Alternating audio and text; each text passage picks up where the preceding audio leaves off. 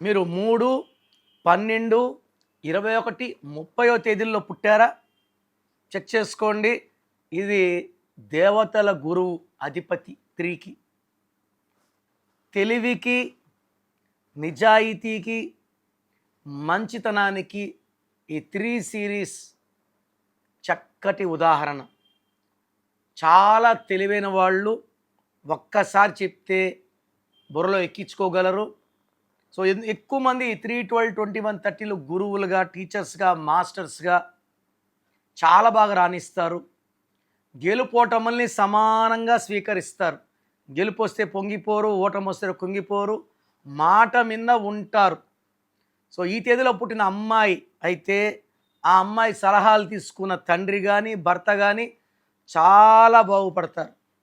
So 3 అనేది మన హిందువులకి చాలా చాలా పవిత్రమైన నంబర్. పెళ్లిలో 3 ముళ్ళు. బ్రహ్మ 3 తలలతో మన రాత రాశారు. మన నమే త్రిమూర్తులు.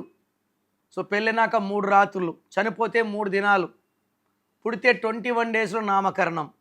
So 3 is very much related. So 3లో ఎక్కువ భాగం సమస్యలకి పరిష్కారాలు చెప్పే నాలెడ్జ్ ఉన్నవాళ్ళు పుడతారు, గురువులు ఉంటారు, మాస్టర్ మైండ్స్ ఉంటారు. సో ఈ 3 వాళ్ళకి 2026 అంటే 1 ఎలా ఉంటుంది?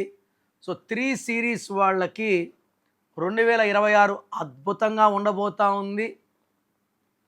సో ప్రతి నెల గెలుపు, మంచి వార్తలు, ప్రమోషన్స్, పెళ్ళికాని వాళ్ళకి మంచి సంబంధాలు, మంచి వాహనం.